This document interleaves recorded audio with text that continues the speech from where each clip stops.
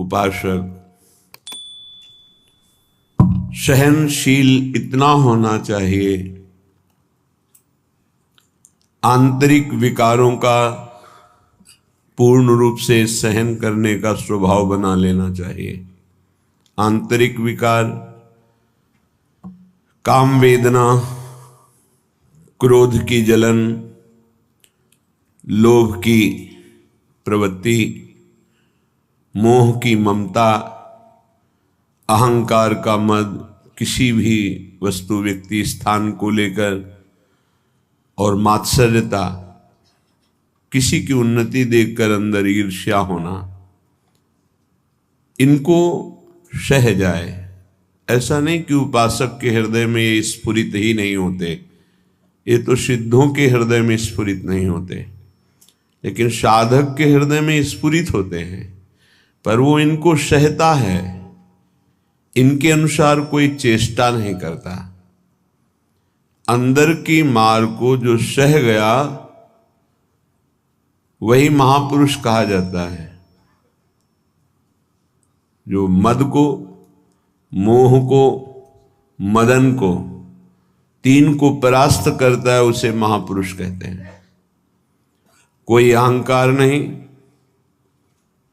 कोई भी काम कामना वासना नहीं, किसी से कोई मोह ममता नहीं, सब में अपने भगवान का स्वरूप देखकर सब जीवन शो प्रीति। मद मदन मोह विजयी वो महापुरुष।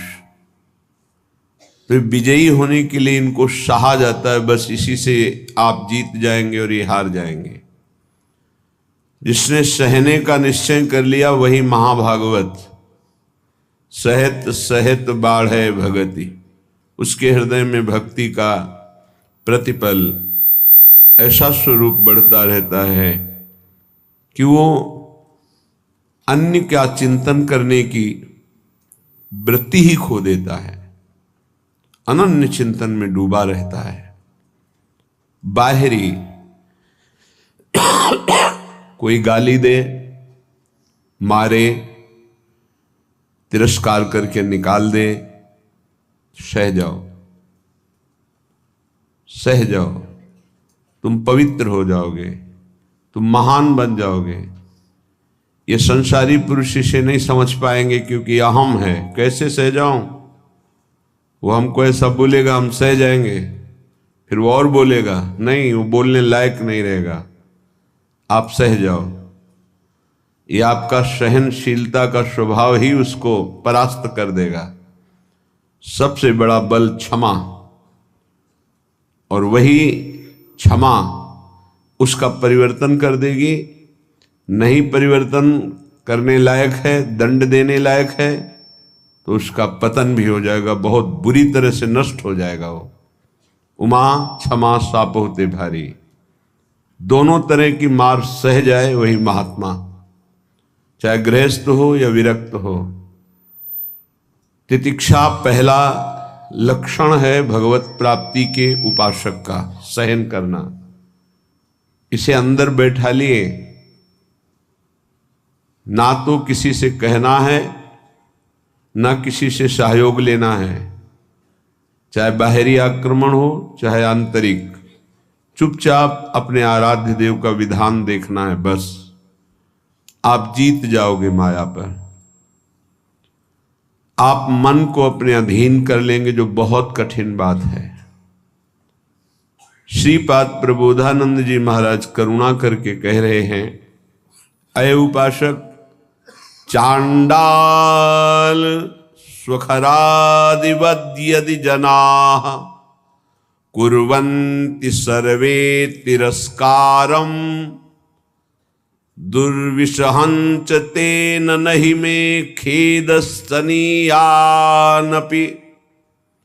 देवा दिव्य में च भूत निवहा प्राणाश्च दद्युर्महा स्नेहातुष्टमतो न मे गुरुतृषो श्रीवृंदावनीये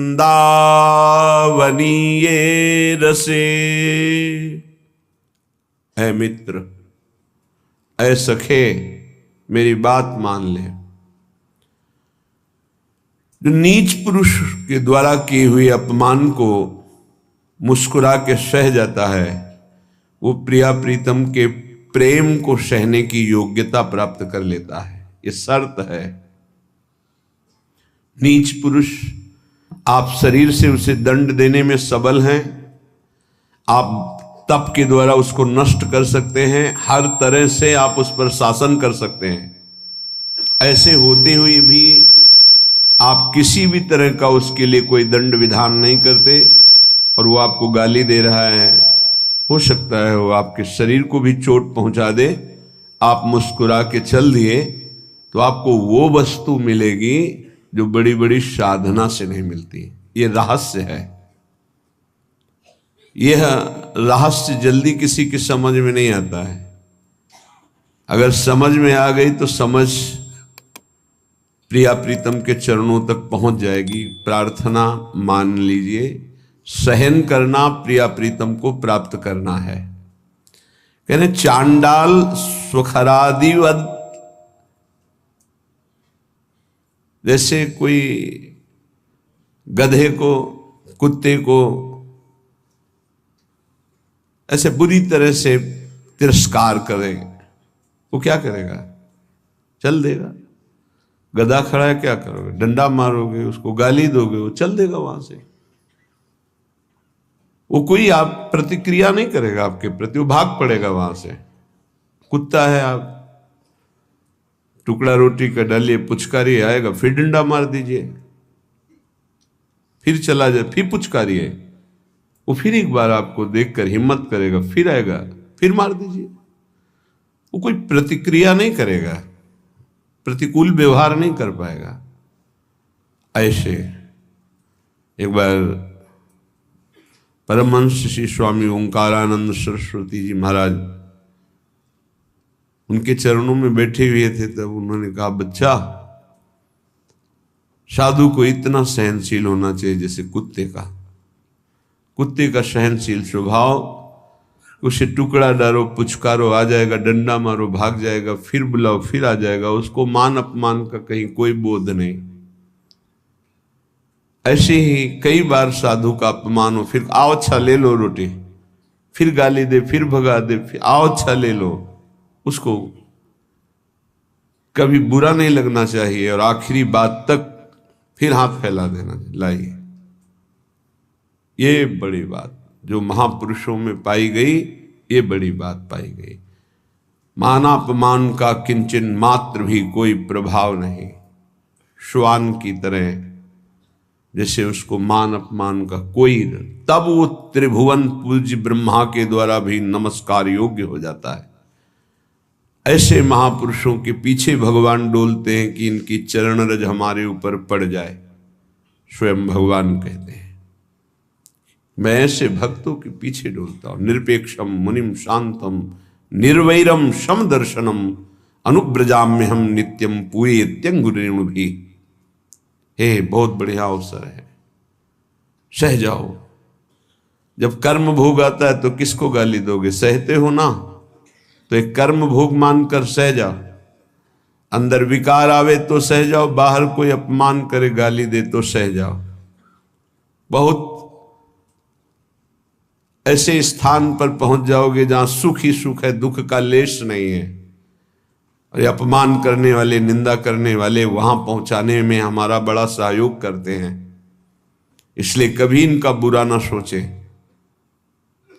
करत जे अनशहन निंदक तिन्हु पे अनुग्रह कियो। हे भगवान, इनको कभी दंड मत देना, इनकी बुद्धि शुद्ध कर दो, इनका शरीर स्वस्थ रहे। नाथ, ये तो यंत्र मात्र हैं आपके मंगल विधान कराने में, हम इनको बिल्कुल दोषी नहीं मानते। ऐसा स्वभाव भक्तों का होता है। कह रहे हैं कि नीच पुरुषों द्वारा, जैसे चांडाल आदि हैं, चांडाल कहते हैं जो चतुर्वर्ण से रहित, जो मांस मदिरा व्यभिचार हिंसा इस तरह के आचरण करता है, उसे चांडाल कहते हैं। तो कुछ भी खा सकता है। शास्त्रों में कुत्ते का मांस खाने वाला, ऐसे नाना प्रकार के कुमार्गगामी प्रवृत्तियों में जो हर्षपूर्वक चलता है उसे चांडाल कहते हैं। ऐसों के द्वारा भी यदि इस तरह से अपमान किया जाए जैसे कुत्ते और गधे का, स्वखरादिवद यदि जना कुर्वन्ति सर्वे तिरस्कारम, यद्यपि दुर्विशहंच सहन करना ये साधारण पुरुषों की हिम्मत नहीं है, ये केवल महात्मा की हिम्मत है, दूसरे की ताकत नहीं।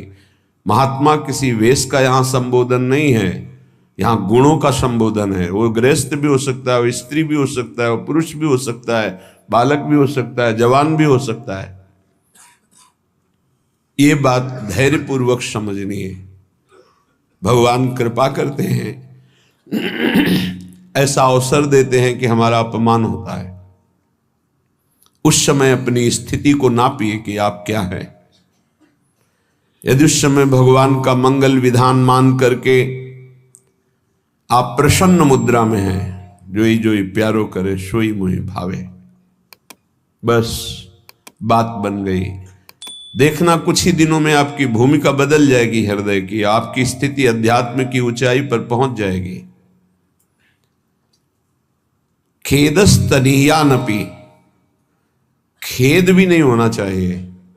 यद्यपि तिरस्कारम दुर्विसहंच तेन नहीं में खेदस्तनीयानपि, यद्यपि असहनीय होता है। ऐसा नहीं है, बातों से बोलना सरल है, लेकिन जब ऐसा जीवन में आता है तो असहनीय होता है।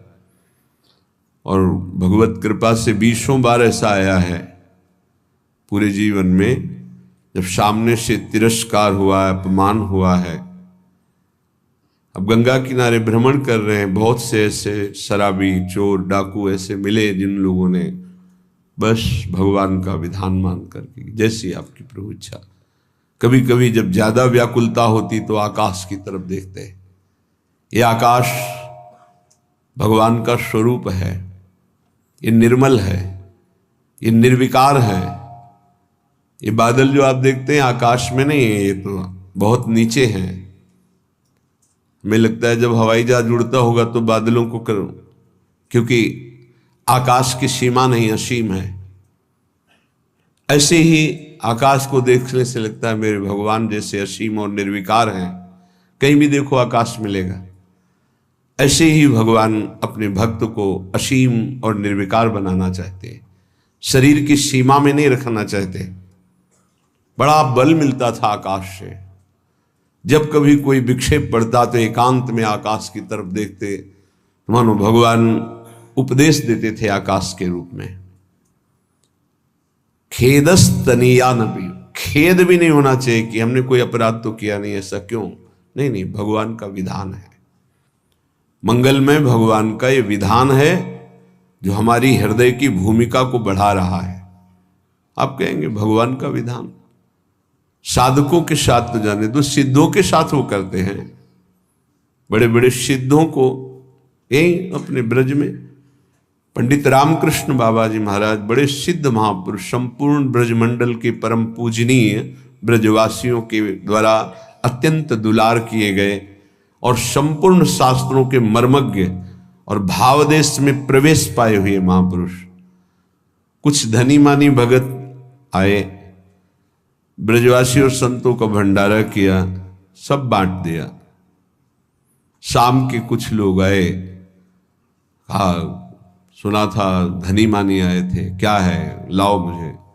बाबा ने कहा यहाँ तो कुछ नहीं रखा गया, सब बांट दिया। एक लाठी मारी, रक्त प्रवाह होने लगा। कुटिया में गए, देखा वास्तविक कुछ नहीं था। तो उनका अच्छा चोट लग गई, कहा कोई बात नहीं, कोई बात नहीं। अचले से बांध लिया सर। इतने सिद्ध महापुरुष, ऐसा प्रहार, रक्त स्राव होने लगा।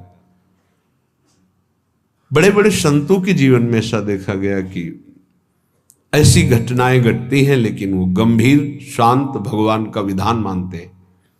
तो साधक को ऐसी परिस्थिति में भगवान में चित्तवृत्ति लगा लेनी चाहिए कि कोई मंगल विधान है जो हमारे पापों का शमन कर रहा है, जो हमें पवित्र कर रहा है, जो हमारी अध्यात्म की भूमिका को उठाने के लिए भगवान ने ये लीला रची है, सह जाना चाहिए। देवा देव्य इमे च भूत निवहा प्राणाश्च दद्युर्महास स्नेहास तुष्टमतो नमे गुरुतृषो श्री वृंदावनी ये रसे। वृंदावन में जितने वास करते हैं, चाहे वो पशु पक्षी हों, वृक्षलता हों, या भगवान शिव गोपीश्वर के रूप में विराजमान, या जो भी देववृंद, व्यक्त अव्यक्त महापुरुष, मैं सबसे बहुत तृष्णाशील होकर के याचना करता हूं कि आप हमसे संतुष्ट हो जाएं और मुझे कभी किसी अपराध के कारण वृंदावन से बाहर ना निकाला जाए। ये वृंदावन का जो महायश है वो समापन की तरफ प्रार्थना कर रहे हैं। हे गोपीश्वर महादेव, हे समस्त खगमृग पशु पंछी, हे वृंदावन के व्यक्त अव्यक्त महापुरुषों, यदि मेरे से कोई अपराध बन गया हो या बन जाए तो यहां दंड दे देना, पर मुझे कभी यहां से निकालना नहीं, मुझे धाम से वंचित मत कर देना। मैं बहुत तृष्णाशील हूं, बहुत प्यास है हमारे अंदर प्रिया प्रीतम के प्रेम की, और वो केवल वृंदावन प्रेम समुद्र ही बुझा सकता है। इसलिए मुझे कभी अलग मत करना, कोई अपराध बन जाए तो मुझे यहां से निकालना मत। मेरे लिए और कोई संतोष विधान नहीं हो सकता। श्रीपाद कह रहे मुझे और कोई संतोष प्रदान नहीं कर सकता कि हमारे अंदर दिव्यता आ गई, सिद्धियां आ गई, संतुष्ट हो गया। नहीं नहीं, मुझे केवल वृंदावन चाहिए। ये तो प्रार्थना की 2 पंक्ति में उपदेश सहनशीलता का, 2 पंक्ति में प्रार्थना, ये सबको करनी चाहिए। 2 पंक्ति अपने आचरण में उतारने चाहिए, 2 पंक्तियों की प्रार्थना करनी चाहिए। कई बार प्रार्थना में बताया है कि ऐसी प्रार्थना करके कि मन वचन कर्म से अगर कोई अपराध बन गया हो तो हे वृंदावन धाम, हे वृंदावन धाम के व्यक्त अव्यक्त महापुरुषों, जाने अनजाने में मन वाणी शरीर से जो कोई चेष्टा आपके विपरीत हुई हो क्षमा करना, और मुझे धाम की कृपा से कभी वंचित मत होने देना। आगे उपदेश कर रहे हैं। भ्रातः समस्तान् साधनानि विहाय वृंदावनम स्वाश्रयस्व यथा तथा प्राक्तन वासनावास शरीरम वाणी हृदयम विचेष्टता। भाई भ्राता, हे भाई, मैं बहुत अनुभव करके बता रहा हूं। समस्तान्य साधनानि विहाय, साधनों को बल छोड़ दो।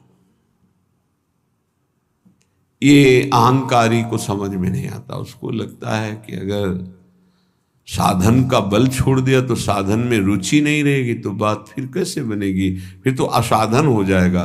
मतलब आप शरणागत नहीं हो। इष्ट का बल नहीं है, आपकी क्रियाओं का बल है। आप जिसे साधन कहते हो वो क्रिया बल है।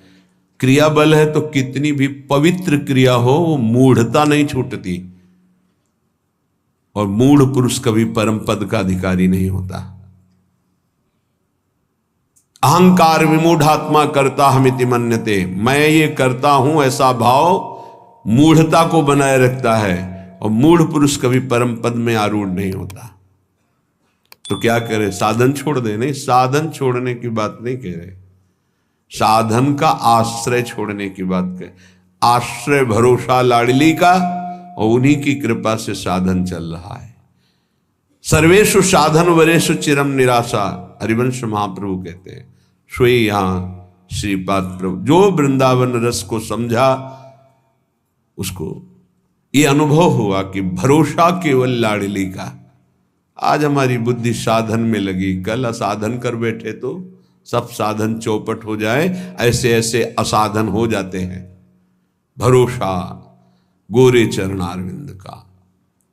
मेरे बल श्री वृंदावन रानी, जाहि निरंतर मोहन सेवत बन विनोद सुखदानी। मेरे बल श्री वृंदावन रानी, जिनकी चरण कृपाते पाई कुंज केली रस सानी। जो संभाव्यो विरंचि नारद शिव स्वयं भुवाद देर नया, वो चरणारविंद सेवन करने का अधिकार मिल गया। जिनकी कृपा कोर मात्र से, कोई साधन बल नहीं, जिनकी चरण कृपाते पाई कुंज केली रस सानी। अब तो मन वचन कर्म से मैं बिक गई अपनी स्वामिनी के हाथ। जैसे रूप लाल हित हाथ बिकानी, निधि पाई मनमानी। मेरे बल श्री वृंदावन रानी, भ्राता समस्तान्य साधनानि विहाय वृंदावनम स्वाश्रयस्व। क्यों ऐसा क्यों? क्योंकि किसी दिन गलबैया दी हुई युगल सरकार आएंगे और आपको निहाल कर देंगे। पड़े रहो दरवाजे पर। कदावा खेलंतो ब्रजनगर वीथीषु हृदयम हरंतो श्री राधा। ब्रजपति कुमारो शुक्लतिना, श्री राधा और ब्रजपति कुमार श्री श्याम सुंदर कभी गलबैया देकर खेलते खेलते आएंगे और आपको वो दे देंगे जो बड़ी बड़ी साधनाओं से नहीं मिलता। इसलिए पड़े रहो ब्रजरज में, ब्रजरज का आश्रय ले लो। कदावा खेलंतो ब्रजनगर वीथीषु हृदयम हरंतो श्री राधा। तुम्हारे हृदय का ही अपहरण कर लेंगे, हृदय निकुंज बना देंगे। इसलिए भ्राता समस्तान्य साधनानि विहाय वृंदावनम स्वाश्रयस्व। दृढ़ता पूर्वक वृंदावन का आश्रय ले लो। यहां वास की बात नहीं, आश्रय की कहे। कोई भी आश्रय ले सकता है, दूर रहकर भी आश्रय ले सकता है। यथा तथा प्राक्तन वासना वात शरीरम वाणी हृदयम विचेष्टता। जैसे बने वैसे। बड़ी बात कहे। अब वास की बात कहे। पहला आश्रय का पहली पंक्ति, दूसरी पंक्ति वास की। जैसे भी तुम्हारी स्थिति, तुम वासना से वशीभूत हो, शरीर वाणी हृदय अच्छी स्थिति में बुरी स्थिति में, इच्छा है अनिच्छा है, जैसे भी हो तुम चिंता मत करो। तुम केवल आजीवन वृंदावन वास कर लो। एक में आश्रय कहा पहली पंक्ति में और दूसरी में वास की बात। यथा तथा शब्द, जैसे हो, भोगी हो, योगी हो, वासना हो, उपासना हो, अच्छी स्थिति है बुरी स्थिति है, छोड़ो तुम। जैसे हो आजीवन वृंदावन वास कर लो। वाणी हृदय शरीर जैसी स्थिति में है, तुम्हें निश्चित भगवत प्राप्ति होगी वृंदावन वास मात्र से। ये श्रीपाद श्री ध्रुवदास जी, वृंदावन दास जी, महाप्रभु हरिवंश चंद्र जी, बड़े बड़े महापुरुषों ने वृंदावन की महिमा को ऐसा देखा है। तादृक् कामो भवतु भगवन् येन कस्यांचिदेणी दृश्यासक्तोऽप्यः न बहिर्यामि वृन्दाटवीतः। तादृग्दम्भोच्युदयतु तथा अहंकृतिश्चापि मे स्यात् येनाप्यस्मिन् रसमय वने रोचये नित्यवासम्। हे मृगनयनी श्री किशोरी जी, मुझे अपने जनों का संग करा के कोई काम दिलवा दो। तादृक् कामो भवतु भगवन् येन कस्यांचिदेनी। कोई भी काम, सोनी लगाऊंगा, पूछा लगाऊंगा, जूठे पात्र मार्जन करूंगा, जो भी आप कोई सेवा दिला दीजिए। यहां सेवा शब्द को बहुत सरल शब्दों में कहा। तादृक् कामो भवतु, कोई काम दिलवा दीजिए।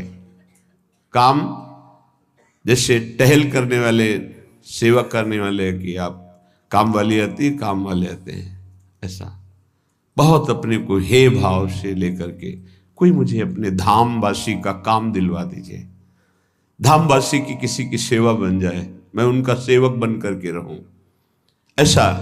हे मृगनयनी, उस काम का फल क्या होगा मैं जानता हूं।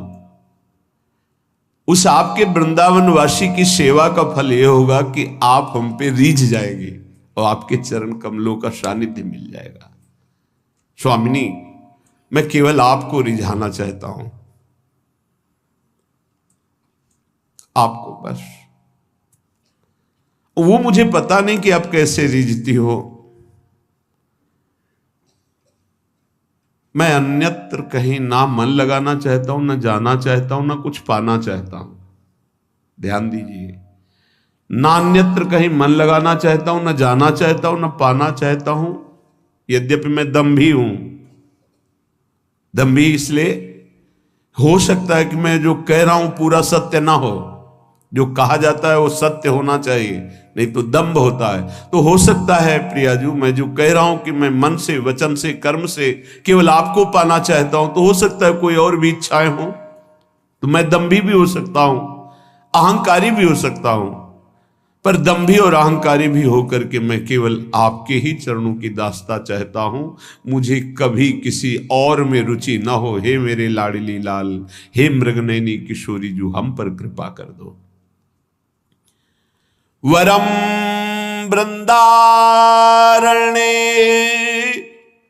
हरि हरि करे खर पर भृतो, भ्रमामो भैक्षार्थ स्वपच गृह बीथी सुदिन सहा, तथापि प्राचीन परम सुकृतैरत्र मिलितम् नने व्यामोन्यत्र क्वचिदपि कथंचिद वपुरिदम्। वरम वृंदारण्ये हरि हरि, हे हरि, हे हरि, बड़े आर्त भाव से पुकार रहे, हे हरि, हे हरि, कृपा कर दो। क्या मैं वृंदावन वास करूं और हाथ में रज का पात्र लेकर के भिक्षा मांगूं और वृंदावन के स्वपच तक की भिक्षा जूठन मांग करके उदर पूर्ति करूं, राधा राधा राधा ऐसा गाता रहूं। वृंदावन में जाति पक्ष को नहीं देखा जाता, जो ऐसा देखते हैं उनके सुकृत नष्ट हो जाते हैं। हरिराम व्यास जी बहुत बड़े अद्भुत दिग्विजयी विद्वान, जिनके शिष्य मधुकर शाह जैसे महाभागवत, वो कह रहे हैं महाप्रभु हरिवंश चंद्र जी के जब शिष्य हुए, वृंदावन की रज का सेवन किया, रस का स्पर्श हुआ, तब जो उनको अनुभव हुआ वो कह रहे हैं, व्यास रसिक तेई बड़े ब्रजते अनत न जाए, वृंदावन के स्वपच की जूठन मांगे खाए। वही सबसे बड़े रसिक हैं जो ब्रज की सीमा के बाहर नहीं जाते और वृंदावन के स्वपच तक की जूठन मांग करके खाते हैं। देहाभिमान रहित अवधूत स्थिति। व्यास मिठाई विप्र की में लागे आग, वृंदावन के स्वपच लो जूठन खइए मांग। आग लगे बाहर के विप्र की दी हुई मिठाई में, लेकिन वृंदावन की स्वपच की जूठे टुकड़े मिल जाए तो निहाल हो जाओगे। कितना भी हो, थोड़ा सा देह भाव बना रहता है। जैसे संन्यास मार्ग में तो इसकी पुष्टता होती है कि जब पवित्र भिक्षा ना मिले 3 दिन, तब दूसरे वर्ण की, वो भी पकवान, जब 3 दिन उनकी भिक्षा न मिले तो तीसरे वर्ण में फल और मिठाई आदि। चौथे वर्ण से निषेध है। और सन्यास, दंड सन्यास केवल ब्रह्मणत्व को ही प्राप्त होता है। श्रीपाद यहां कह रहे, वरम वृंदारण्य हरिहरि करे खर पर भ्रतु भ्रमामो भैक्ष्यार्थ स्वपच ग्रह वीथीषु दिन स्वाहा। प्रभु मेरी ऐसी स्थिति कर दो। ये छोटी स्थिति नहीं है, ये बड़ों की स्थिति होती है। जिसे आप छोटा समझते ना, ये बहुत ऊंची स्थिति के महापुरुषों की स्थिति होती है। कह रहे हाथ में रज का पात्र हो। एक प्रार्थना है, यदि आप विरक्त हैं, वृंदावन वास करते हैं, तो रज के पात्र में ही जल और भोजन का सेवन करें। यहां ब्रज की रज से बने हुए पात्र में जल और भोजन, जो प्रसाद आप लेते हैं, वो आपकी बुद्धि को शुद्ध करके प्रिया प्रीतम में अनुराग प्रदान करेगा। पाने मात्र से ये बहुत बड़ा साधन माना जाएगा। यदि आप रज के, हमें लगता है प्राय ऐसा ही होगा कि अपने सब विरक्त जन उसी में रज के पात्र में ही प्रसाद पाने का, बहुत पहले से ऐसा विधान है, तो शायद ऐसा ही सब चल रहा होगा, ऐसा ही होता होगा। प्रसाद पाने का रज में ही तो सब पाते होंगे, पात्र में। खरपरा जो रज का बना हुआ है, प्रतिदिन लेकर, अच्छा भिक्षा भी आती है, माधुकरी आती है, मांगने जाते हैं। हाँ, तो उसमें ये तो नहीं पूछा जाता कि कौन से किन घरों में, सब। हाँ, भ्रमामो भिक्षार्थ, एक भी टुकड़ा अगर ब्रजवासी का अपने भोजन प्रसाद में श्री जी के प्रसाद के साथ है, वो अमृत समझना। ये पूज्य सदगुरुदेव भगवान की वाणी की प्रारंभ की बात, कि यदि ब्रजवासियों के टूक उदर में नहीं गए तो नीलपीत झगा का साक्षात्कार करने की सामर्थ्य किसी साधन में नहीं आती, वो उन्हीं के टुकड़ों से आती। इसीलिए बड़े बड़े संत आजीवन ब्रजवासियों के चरणों में झुकते रहते हैं। है इस रज में जन्मे हुए ब्रजवासियों के महिमा का कुछ है ऐसा प्रताप, जिस पर वो प्रसन्न है, जिसको वो भाव या डांट फटकार से भी टुकड़ा दे देते हैं, वो प्रियालाल के प्रेम में डूबने की योग्यता प्राप्त कर लेता है। व्यवहार नहीं रखना, अपराध बन जाएगा, क्योंकि इनके व्यवहार को केवल नंद नंदन ही झेल सकते हैं, दूसरे नहीं। इनके व्यवहार को ना देखना, इनके व्यवहार को क्षमता नहीं कि तुम देख पाओ, इनके व्यवहार को देखकर तुम्हारा दोष दर्शन हो जाएगा। इसीलिए महाप्रभु चैतन्य देव जब यहाँ किसी को भेजते थे, तब कहते थे ब्रजवासियों पर निर्दोष दृष्टि रखना। वो उसी हाथ से अपने बालक को शौचा रही है और बिना प्रक्षालन के रोटी दे रही है, तो भी दोष दर्शन मत करना।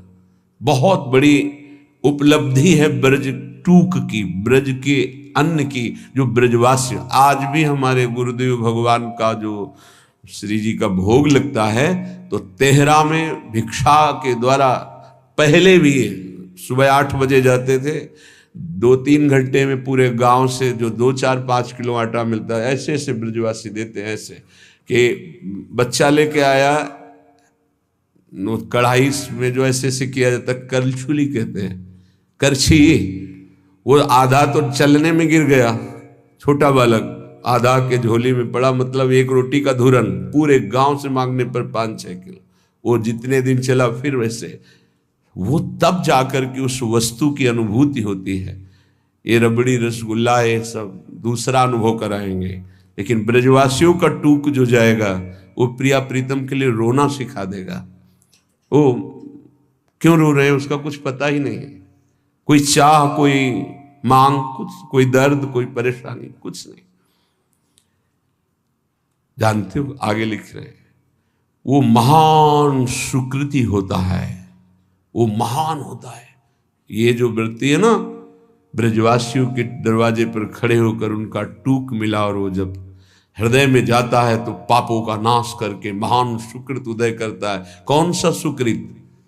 वो कदावा खेलंतो ब्रजनगर वीथी सुहृदयम हरंतो श्री राधा ब्रजपति कुमारो सुकृति नहा। श्री हरिवंश प्रसिद्ध धर्म समुझे न अलप तप, समझो श्री हरिवंश कृपा सेवो धर्मिन जप। रसिकों का जप करो, रसिकों का सेवन करो, रसिकों को समझो, उनकी आज्ञा का पालन करो, तब समझ पाओगे हरिवंश धर्म। श्री हरिवंश प्रसिद्ध धर्म समझैना, अलप तप, छोटी तपस्या वाला नहीं समझ सकता। आगे जो बहुत बड़ी बात करे कि यदि मुझे प्रारब्धानुसार कोई बहुत बड़ा ब्रह्मा का पद या ऐसा वैभव मिले और कहा जाए कि धाम छोड़ दो, ये वैभव स्वीकार करो, तो ऐसा मैं स्वीकार नहीं कर सकता। ब्रज के पात्र में स्वपच के घर से जूठन मांगकर खाकर वृंदावन वास करूंगा और राधा राधा उच्चारण करूंगा। ये रहनी, ये सहनी प्रियालाल की प्राप्ति करा देती है। प्रियालाल की प्रेम की प्राप्ति सबसे दुर्लभ बात है। ज्ञान विज्ञान अन्य साधनों का अनुष्ठान करके मोक्ष पदवी तक प्राप्त करना कठिन है, पर वो भी सुलभ हो सकता है। पर प्रेम प्राप्त करना सबसे कठिन बात है। वो ऐसे प्राप्त होता है, वृंदावन प्रेम समुद्र, प्रेम धाम है। पूज्यपाद उड़िया बाबा जी से कहा कि प्रेम किसे प्राप्त होता है और प्रेमी क्या मांग करता है, प्रेमी की मांग क्या होती है और प्रेम किसे प्राप्त है। जिसे प्रेम मिलता है वही प्रेमी होता है। प्रेम किसे प्राप्त होता है और प्रेमी की मांग क्या होती है।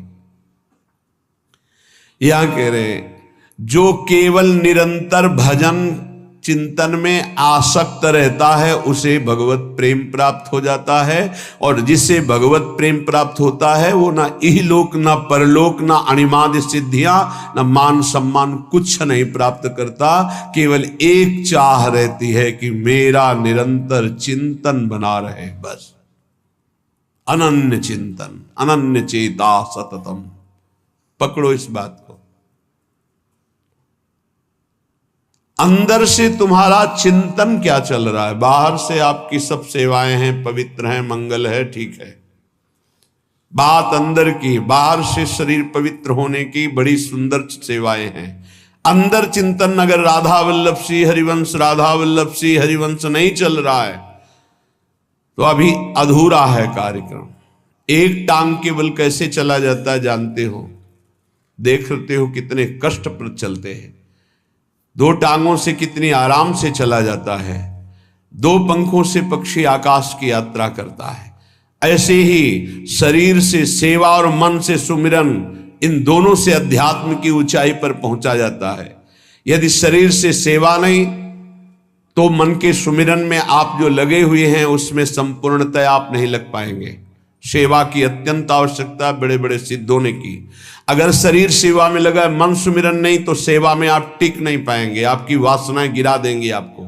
दोनों अत्यंत आवश्यक है, शरीर से सेवा और मन से सुमिरन। चाहे गृहस्थ हो चाहे विरक्त हो, अपनी अपनी पद्धति, निवृत्ति मार्ग परक सेवा, प्रवृत्ति मार्ग परक सेवा। जो शरीर से सेवा और मन से सुमिरन करते हुए एक ही मांग करता है कि मेरे सेवा और सुमिरन में कभी बाधा ना पड़े, ना इहलोक ना परलोक ना अणिमादि सिद्धियां ना मान सम्मान, मुझे कुछ नहीं चाहिए, वही भगवत प्रेम को प्राप्त करता है। भगवत प्रेमी में भगवत चिंतन के सिवा, भगवत प्रेम के सिवा कोई मांग नहीं रहती।